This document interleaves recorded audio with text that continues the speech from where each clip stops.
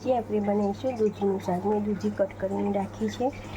એમાં મરચું, મીઠું, હળદર, ધાણા જીરું, ગરમ મસાલો લીધું છે અને આદુ લીલા મરચાંની પેસ્ટ લીધી છે.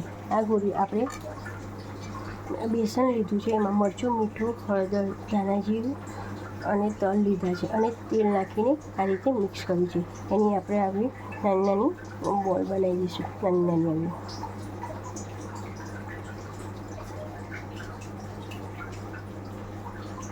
આ રીતે આપણે બનાવી દઈશું. આદુ લીલા મરચાંની પેસ્ટ લીધી છે.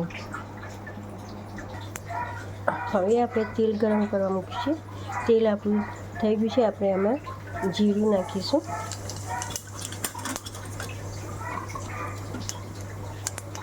જીરું તતરી ગયા પછી આપણે હિંગ નાખીશું. પછી જે આપણે આદુ લીલા મરચાંની પેસ્ટ નાખીશું.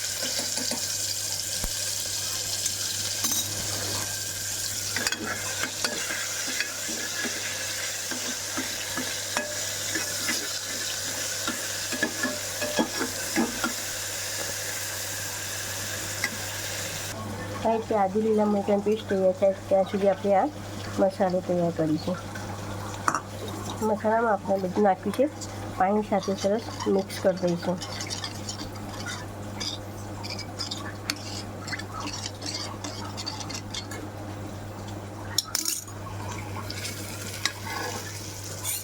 એટલે આ થઈ ગયું છે. આપણે અંદર મસાલો નાખીશું.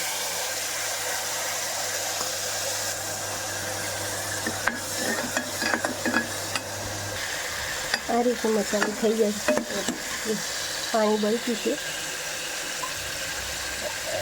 અને તેલ છૂટું પણ સારી રીતે થાય એટલે પછી આપણે દૂધી નાખીશું.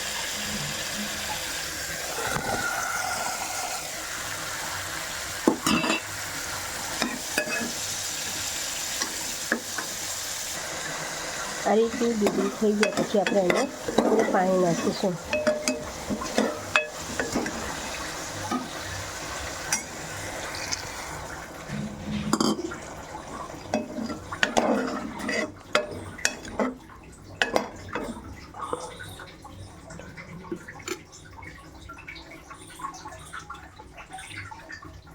હવે 5 મિનિટ એને ચડવા દઈશું. હવે ઢાંકણું આપણે એનું બંધ કરી દઈશું.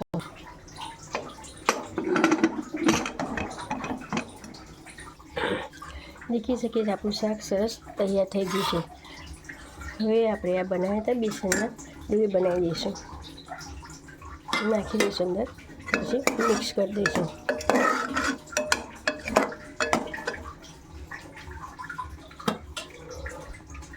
બે મિનિટ આપણે કુકર બંધ કરી દઈશું. થઈ જશે સરસ. આ રીતે આપણે દૂધીનું અને બેસનનું શાક તૈયાર છે. બેસનના લડ્ડુવાળું શાક સરસ લાગે છે.